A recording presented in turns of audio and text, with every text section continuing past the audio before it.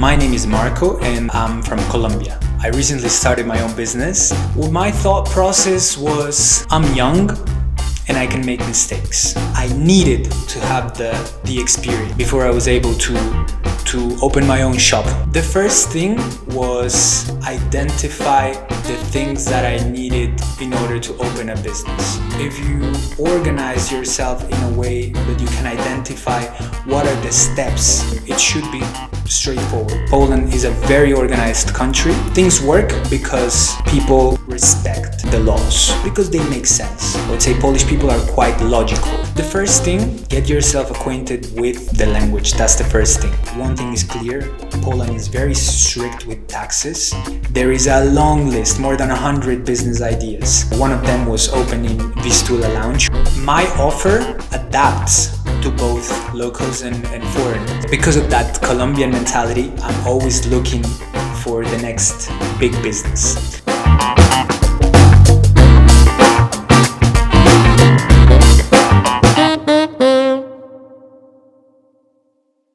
How are you? I'm good. I'm excited about the conversation that we're gonna have.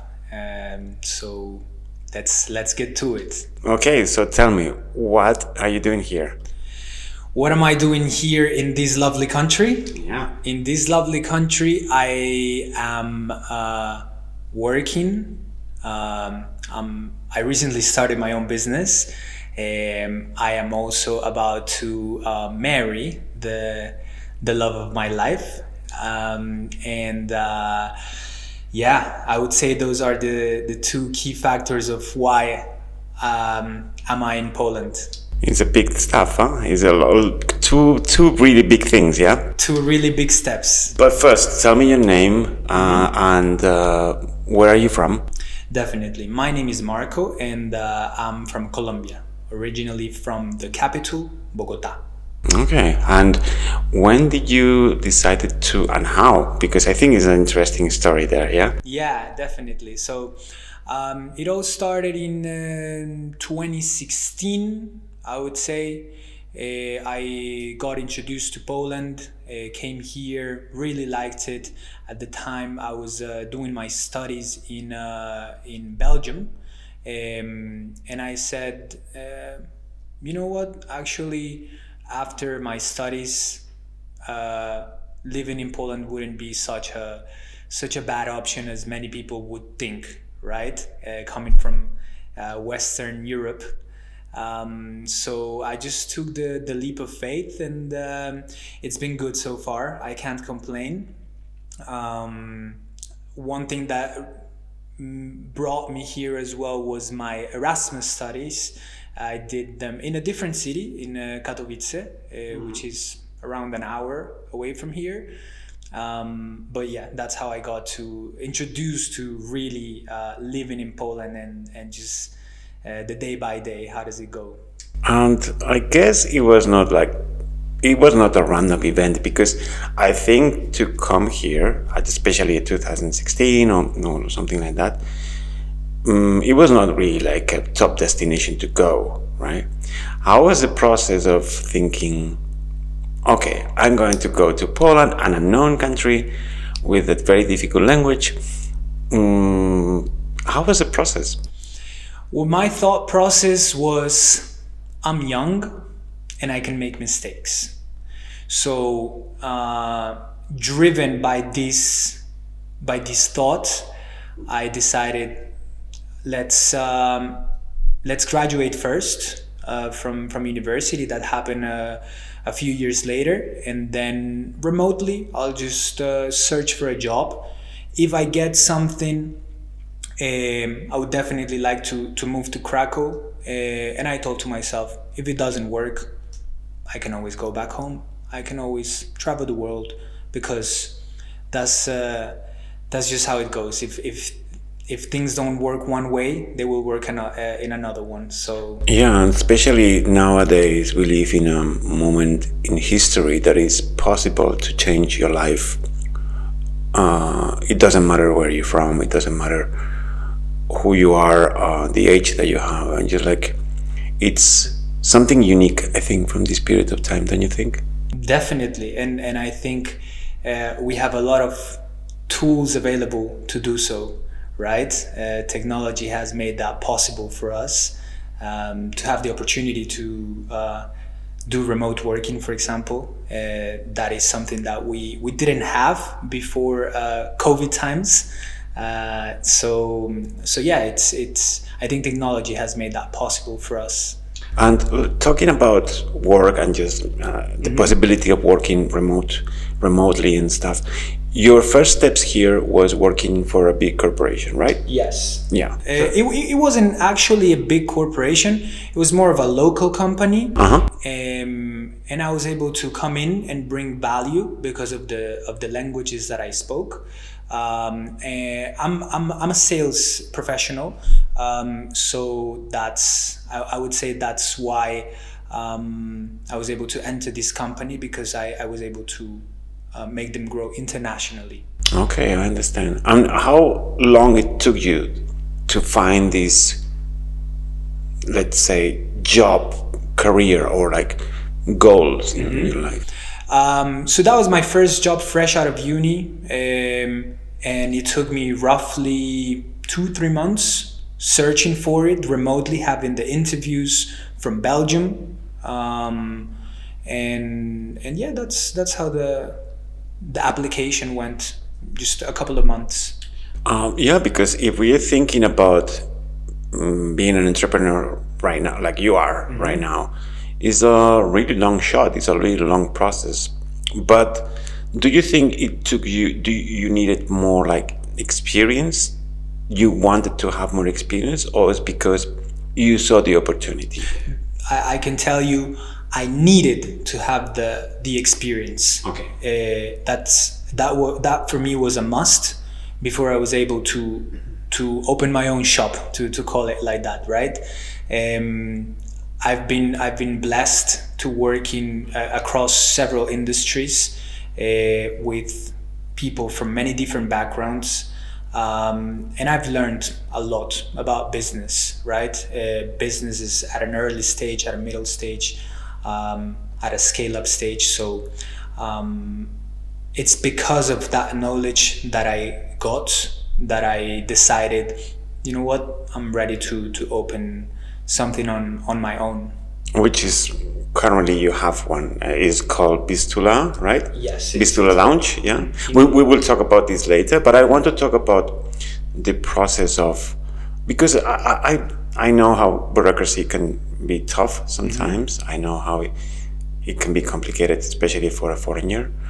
What's your experience doing this, opening a new business? Definitely. So the first thing for me was to identify the things that I needed in order to open a business, right? There is a lot of bureaucracy behind it, but if you organize yourself in a way that you can identify what are the steps to open your own business in a country like Poland, it should be straightforward, because for example, I can tell you nowadays everything can be done online.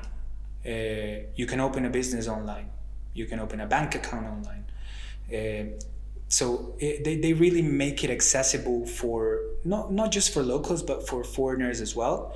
You just have to have that awareness that you need to do everything in steps, because if you skip them, you will probably encounter yourself hitting a wall because you didn't do step number 2 and you're already in step number 6.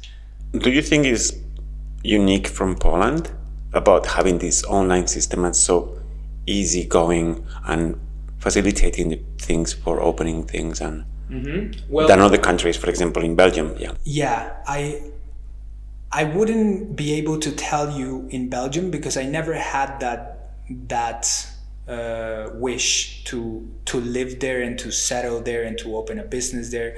So I didn't actually do my research. What I know for a fact is that Poland is a very organized country, and things work because people respect the laws and they respect the processes that have been created because they make sense.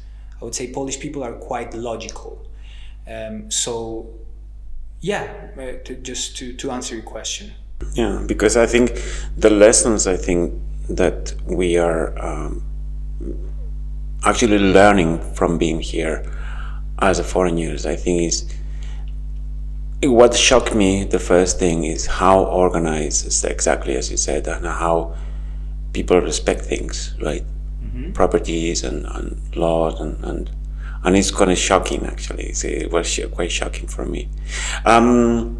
Let's talk about, for example, job interviews. I mean, you don't have employers, right? Employees. At the moment, At no. the moment, no. But you were an employer. I'm an employer that, just as every business at the beginning, need to do the heavyweight lifting, right? That's what I'm doing at the moment. I'm setting up processes. I'm trying to automate as much as I can, so that then in a couple of months, when everything is working by its own, I can hire someone, right? So that's the goal. At the beginning, I need to be the one understanding the day-to-day of the business, and creating processes so that then I can pass them on to an employee, for example. Do you think your mentality is a little bit more half Polish, half Colombian in terms of right now, in terms of employing people? Definitely. Yeah. Definitely. I think, and that's quite an important thing when moving into another country, is to adapt, and while keeping your essence, become one of their one of the people, one of the citizens, right? And just another citizen.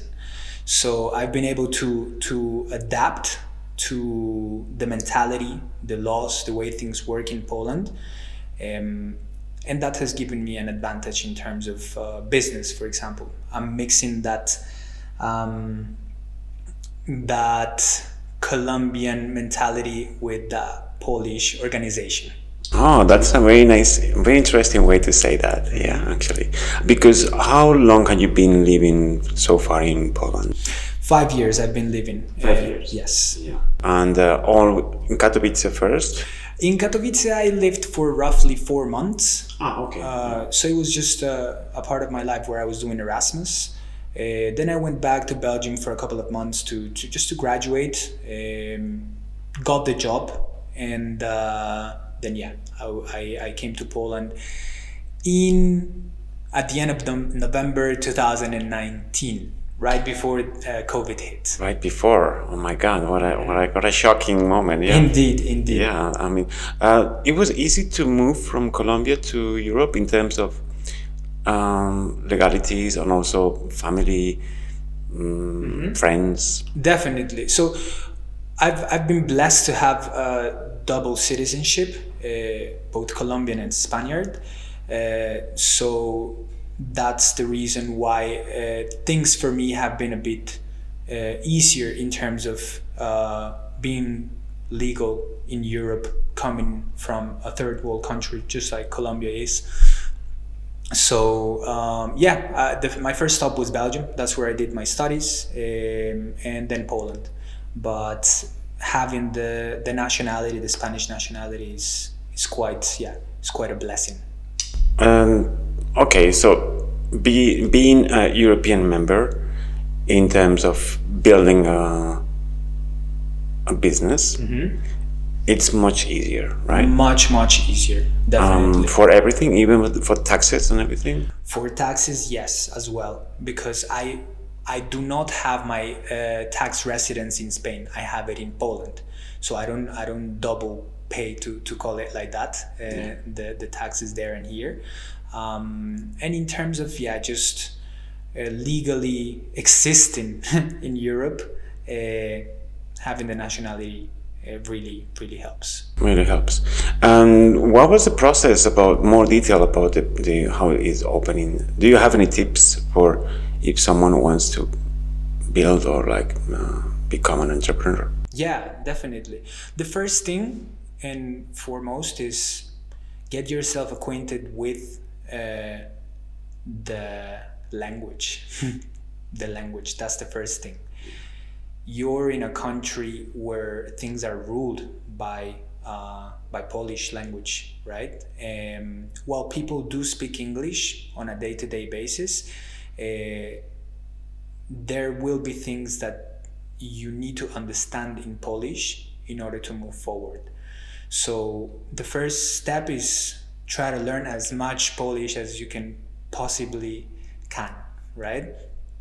The second thing would be to get acquainted with the type of legal forms or companies that you can open, right?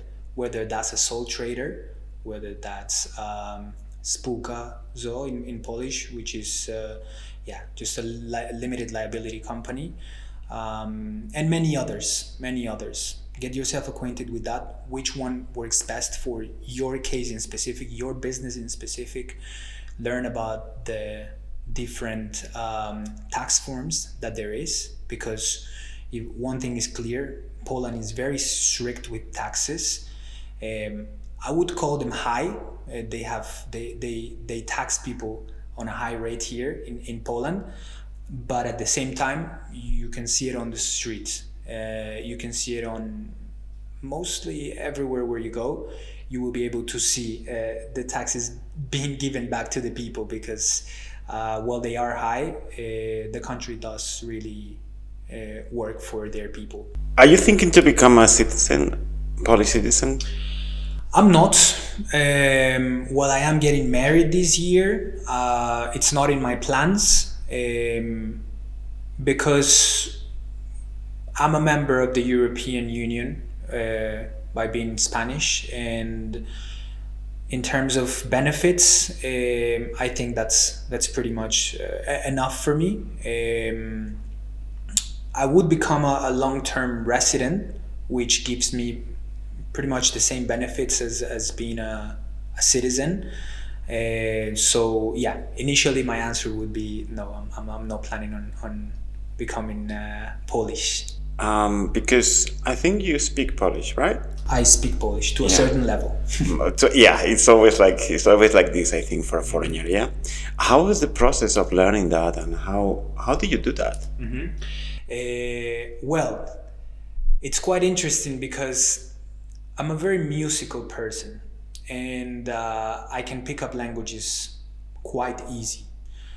So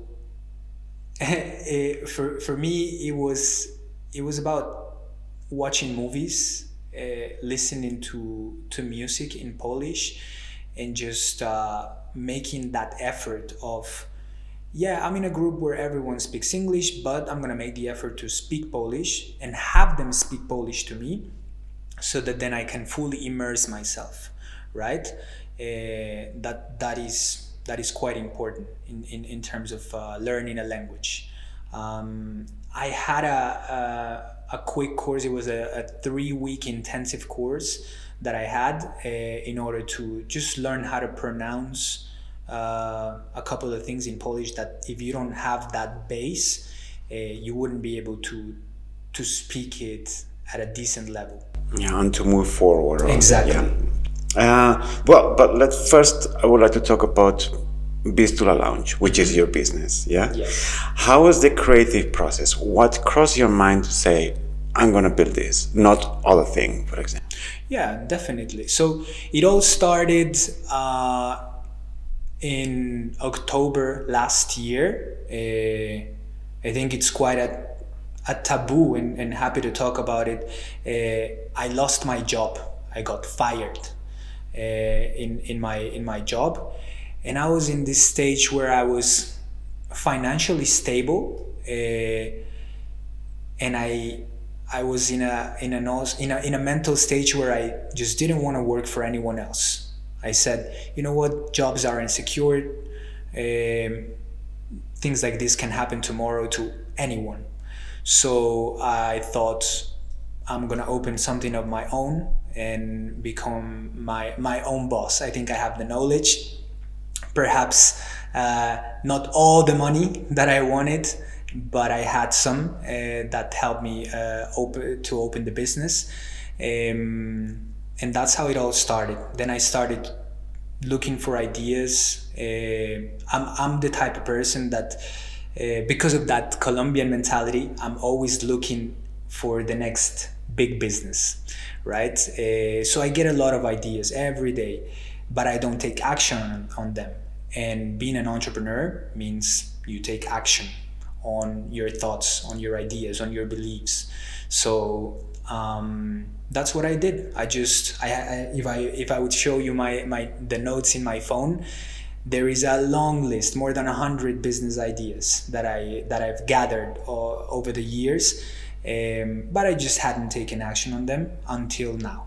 One of them was opening Vistula Lounge, which is a private lounge, just like the ones that you have at the airport, but on a railway station. So that's the concept that we have. You don't pay for a product, you pay for an entry, and within that entry you get access to comfort. You get access to an unlimited offer of beverages, of snacks, comfortable seating, private Wi-Fi for people that are working on the go and they need to protect their data. Don't log into a public Wi-Fi. Your data will be stolen. Yeah. So especially in these big places like a train station. Exactly. So yeah, airports have lounges, but what about railway stations? Why can't they have lounges as well? So I took that concept to open Vistula Lounge, and I made it affordable to people to enter, because that's the belief that many people have, that in order to enter a lounge you need to be rich or you need to have a powerful credit card. That's not the case in the railway station. I understand there are different types of people that travel through airplanes and travel through trains. So taking that into consideration, I made Vistula Lounge quite accessible for people that are looking for a bit more comfort when traveling, but still are looking not to break their bank. Because the model of business will be like you pay for an entrance and you have a limited time to stay there, right? You need, for example, 1 hour or 2 hours. You pay per hour or per 30 minutes. The amount of time that you need to wait at the train station until your train departs, you can pay for that, and you will be able to enter and use the facilities. Let's talk about, because I guess how many months did you spend building this thing? Because it looks amazing. I went there. How was the process of building this? So the first thing was the idea. Then the second thing is the visualization. How is this place going to look like? And for that, you need a professional. You need an interior designer. You need an architect, right? Because when we first saw the space, the local, it was an empty, ugly local, right? But it's about having that visualization of, I can make something really nice in this place if I just look for the right people that have the knowledge, right? That's one advice as well that I can give is, don't try to do everything on your own. You might think you can, but at least the case for me was that I needed to seek professionals in their area to be able to design and to choose the furniture and how the space will look like.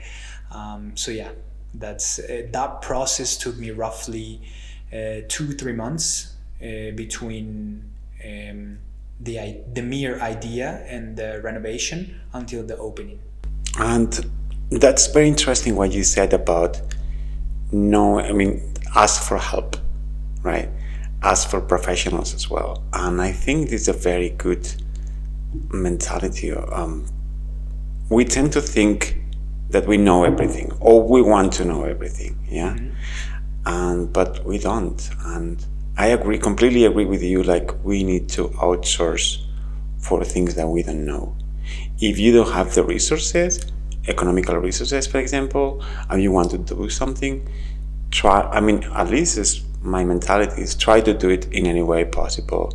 You can pay with other things, not only money. You can also pay with other things. An exchange, for example, but always trying to be honest with the things that you do.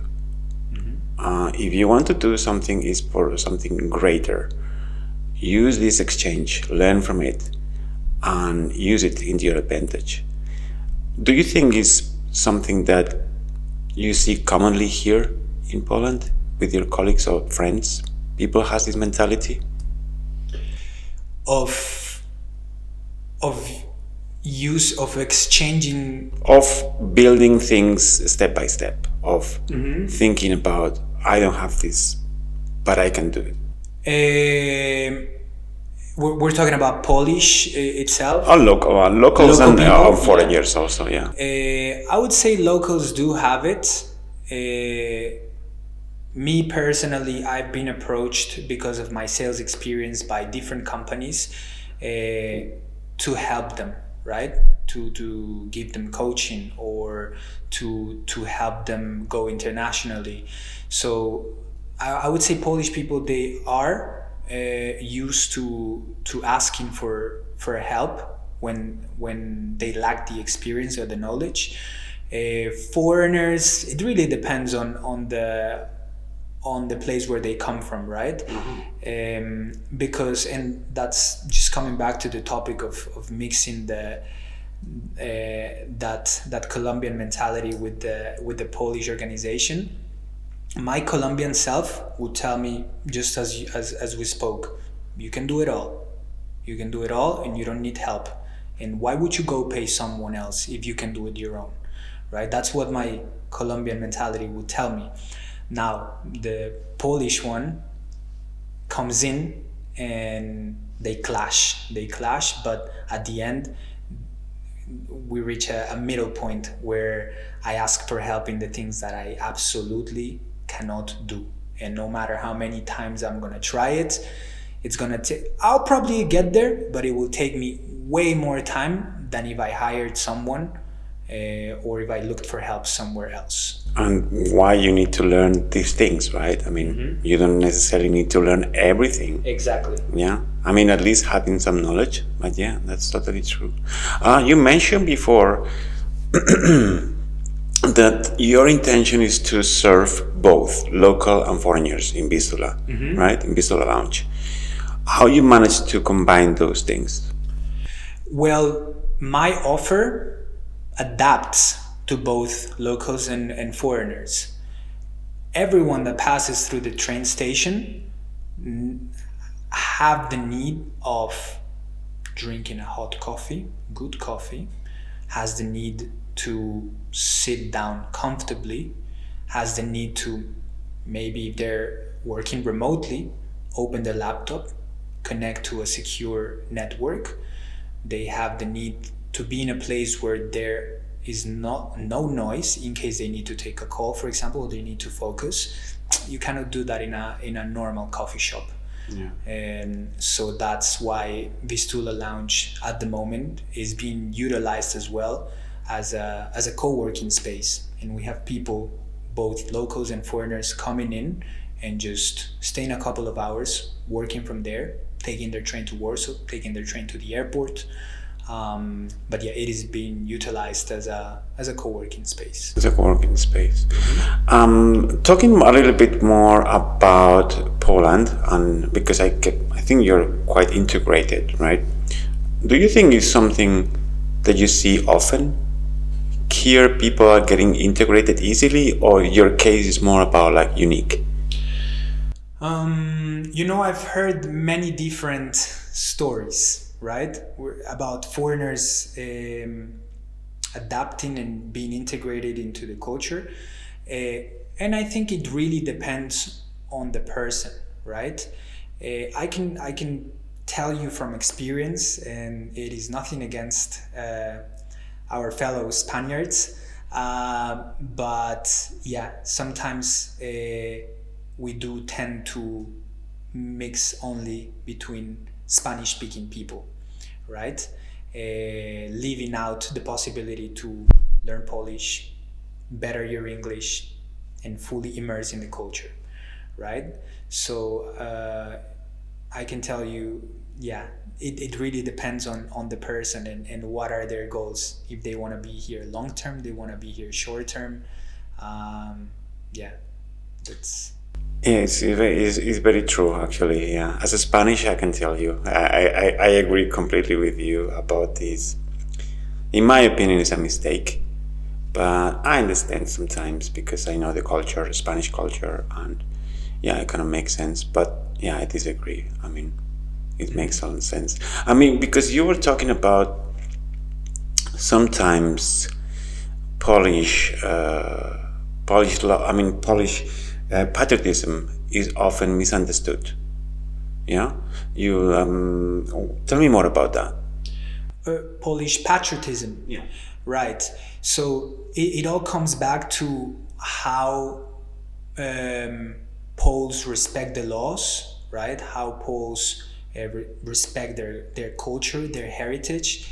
They respect it between them, and they want to feel that the people that come into the country respect them as well, right? So it's not about not being welcoming to foreigners. They will be welcoming if you even make the effort of speaking 1-2 words in Polish to them at the beginning. They will be welcoming if you respect the laws, if you make an effort to integrate in their culture, right? If you come here and expect to impose your culture, your language, your mannerisms, you're gonna have a hard time with Polish people and adapting and immersing yourself and being a part of the society. So yeah, it's not patriotism. I mean, while it is patriotism, it's not exclusive patriotism. Yeah, I mean, it does. I mean, I don't see anything wrong about patriotism, right? I mean, just same. yeah, kind of like. And how do you stay connected to your family and your culture? Because I guess also your culture is present in your life. Yeah, definitely. So I do talk with my family very often. In Latin America, we are very family-oriented people, and we like to communicate not only with our immediate family, but with our cousins or with our grandmother. So it is not uncommon for me to give them a call or pick up their calls, because it's going to be a short conversation, and I'm going to keep up with their lives. They're going to keep up with my life. So that's how I still keep my Spanish. And I try to go at least once a year back home, stay for a full month, recharge energies, recharge culture, eat the things that I like. Exactly. Yeah, food, especially food, Colombian food is kind of like... Definitely. It's something else, yeah. I miss it. Well, talking about a little more the personal things that we were talking now. You are getting married this year. Indeed. Yeah, congratulations, first of all. Yeah. How is the process? I mean, have you been to Polish weddings? Yeah. It is. I would say that you get introduced to Polish weddings as this super lively event, super different maybe from other weddings that you've attended perhaps in your culture. And in my opinion, they're quite similar in terms of the party that goes on.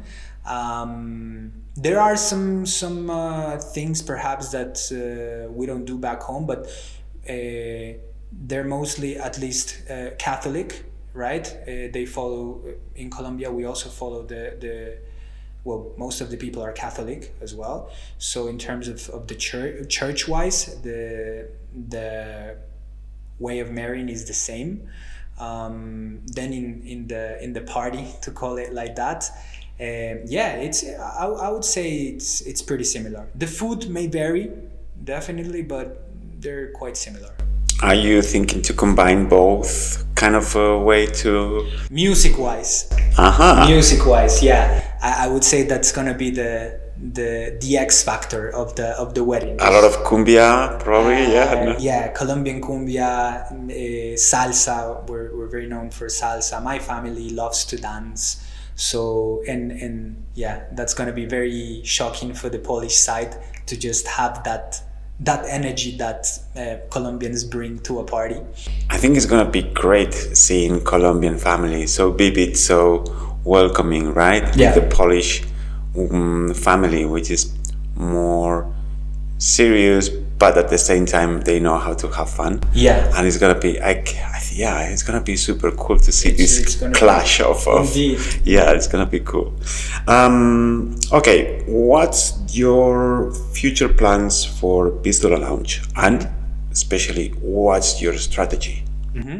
So for Vistula Lounge, we've been open for 3 weeks now, and the immediate goal is to reach a break-even point, right, where we cover our costs. Once we reach that point, we will be able to scale it in order to make profit. Once we reach profit, the plan is to reinvest that money into creating a second Vistula in a different city. We're thinking Warsaw, we're thinking Gdańsk, we're thinking Wrocław.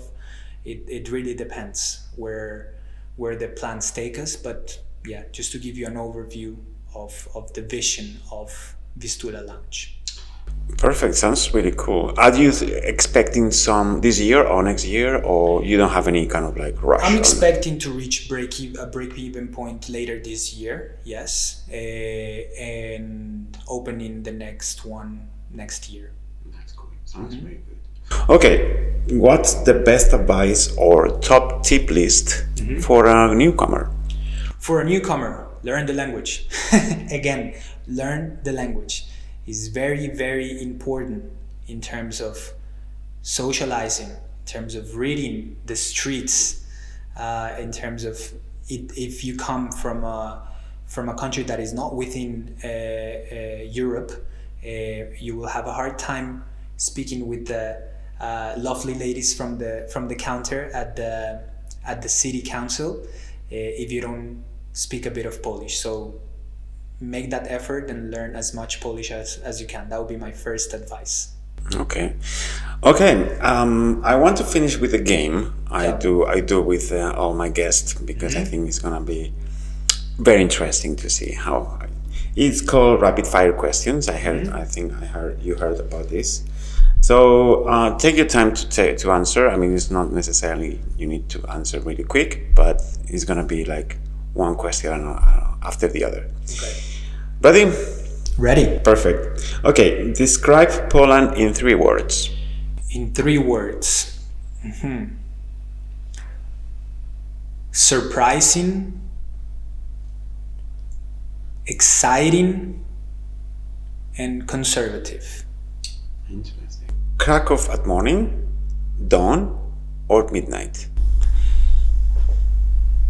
Morning. Why? Well, it depends on the time of the year, but it just came to my mind because today is such a beautiful day outside. The weather is amazing. So when I woke up to work this morning and I just saw the sun shining, and I went outside the building and I just went to work, it was great. It was that feeling, that air, that spring air, and just feeling the sun shine in your face. That's great in the morning. Especially gives you energy. Yeah, exactly. Sun. Okay, if Kraków had a theme song, what will it be? If Kraków had a theme song,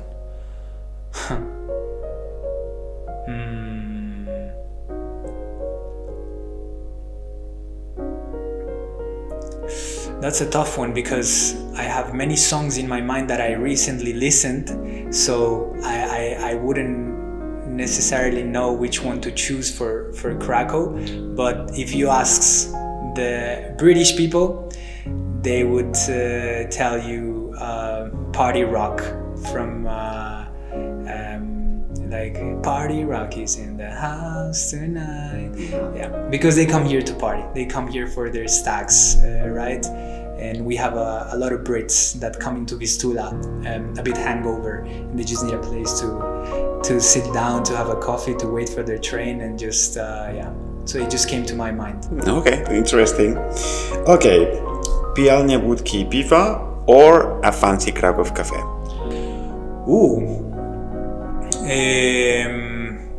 Pijalnia wódki i piwa. That's pretty Polish. That's good. Yeah. What's one thing that you would like to import from your country to Poland? Import. In terms of like food or like vibes, cultural thing. Yeah, I would say product-wise, coffee. Yeah, we have very, very good coffee and cheaper. Yes. That is for a product that I would like to import. Best thing about Kraków Główny. Kraków Główny, for those ones who don't know, is the main railway station. The best thing in Kraków Główny at the moment is Vistula Lounge. Very good answer. I have to say it. I'm not biased. I just have to say it. No, I totally trust you. I believe you. And the worst thing about Kraków Główny? Yeah, the worst thing would be the drunk people. The drunk people that pass through the station and they don't behave very well. Okay, Polish honesty or Colombian warmth? Colombian warmth. Biggest culture shock at a Polish family meeting? Biggest culture shock? Food-wise. Yeah, there's some food that you just have to accept even though you don't like it. Okay, that's interesting. And that's all. That's basically what I wanted to talk with you. First of all, I would like to thank you for coming here, and second is please give us your social media website. Do you have any link that we can visit to help you with the business, to visit you there? Thank you. No, I appreciate the time, Nico. The interview was very lovely. If you can follow Vistula Lounge on Instagram, that would be very useful for us to grow our audience. So it's noted. And Marco, thank you very much for coming. I know that you are busy on your new business. But thank you very much for taking the time to talk with me about the topics that I think can be interesting for everyone, because at the end we want to inspire people like you came to a country completely unknown and you were able to do whatever you wanted to do, respecting the locals, respecting the culture. Thank you very much for coming. It was a really nice pleasure, and I will let you go now to enjoy this sunny day. Thank you very much. And see you the next one. Yeah. Okay, appreciate it. Thank you. Thank you.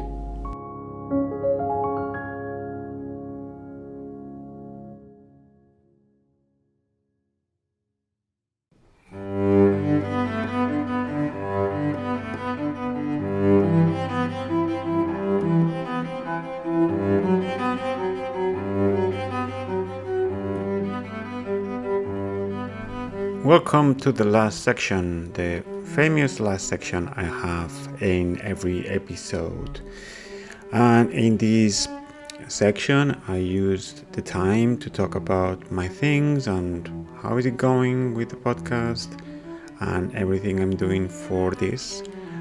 And just to have a place where I can just talk with potentially you, and just to share my thoughts and my goals and what I'm doing, which is, I think, it's nicer than doing nothing else. Because as you know, I don't use two cameras, so you cannot see me, and at least I can tell you some stuff that is going on the podcast, in my life, and everything about my project this crazy project. First of all, I have to say that I don't have a lot of time lately to spend in the podcast, so I don't care too. I don't have time to care too much about what I'm doing, but still it's something that is a work in progress, and obviously I'm very aware to because if I want to become better and with more views and have some kind of potential approach to the general audience, I need to fix some stuff, and I need to fix especially the online presence, because I spent honestly zero time on that lately. I mean, maybe in the last 2 months I couldn't find time to do that. So this is something that is cost me a little bit of time and presence. But still, I mean, I'm not really 100% sure of the content I'm doing. It's okay. I mean, it's okay. It's what I want, yeah. So I'm also not spending a lot of time and a lot of effort to work on the media and online presence, because also I'm not really satisfied of what I'm doing right now with the podcast, at least with the content and the quality of the audio, the video and everything. But that doesn't mean it's bad. It's a bad idea. I don't think it's a bad idea. I have a lot of fun. I'm meeting really amazing people. I can talk with them and they can express themselves, like in this last episode with Marco. I think it's good, but I'm not really satisfied about what I had in mind when I started. So I'm gonna change kind of the content I'm doing. I will be talking still about Poland, about what it is to be living here, but I want to be a little bit, I don't know, digging more into society. I want to discover new things and much better and more interesting and more unknown for the general audience in general, or in specific topics. So instead of focusing on people, I will be focusing on topics. People are okay. I mean, I will be still doing interviews, but I would like to more dig into topics and make it more accessible to people who wants to learn about this specific stuff. So I'm working on that. So the next interviews, if they will happen, it will be very different in terms of the way I will be conducting the interviews.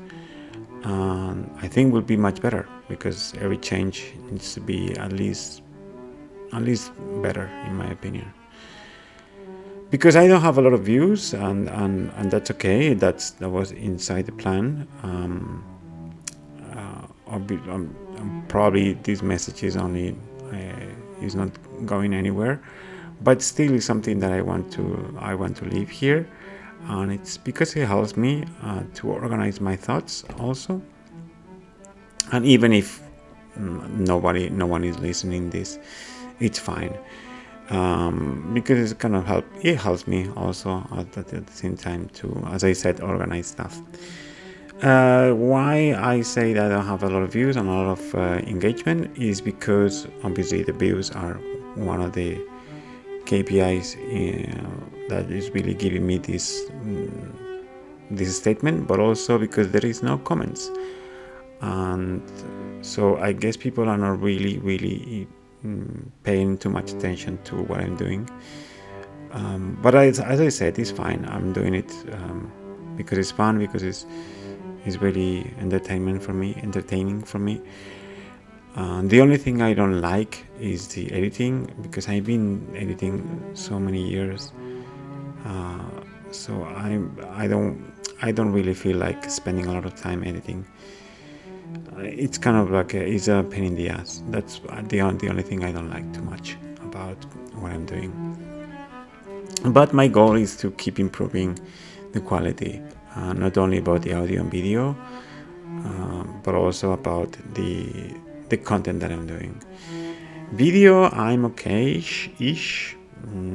It could be better, but I'm recording with an iPhone, so it's not really like an iPhone 12 Pro, which is not, it's great, the quality is great, but it's not ideal. Then the audio I'm learning, I just investing a little bit of money on that, and I'm learning. I had to thank my friend Borja because he was teaching me a little bit of the software called Reaper and how to record with an audio interface. It's still complicated. It's still like I don't know how to do some stuff, but I guess it will be better in the next episodes because I need that. I really hate when it's not really good quality. But still, it's also, as I said, it's a work in progress. And that's it. I need to think about what I will do for social media because I really need to share more stuff. I need to create this strategy or like to know exactly what I want to do and also find time to do that. And for now, that's all I want to say today. That I'm really excited about the new goals I have, and even if it's for me, it's fine. It's nice to have it here online. But if for any coincidence you are listening this, well, that's good. I mean, I was not expecting to people hear this because it's basically like a random thoughts I have in my brain, and no one will be interested in listening to me, but it's fine. I do it because it's got a testimony for me and to, as I said, organize a little bit more my ideas in my head. Anyway, that's it. That's what I wanted to say today, and thank you for staying here. Thank you for listening this episode and this podcast, and see you in the next one. Have a good one.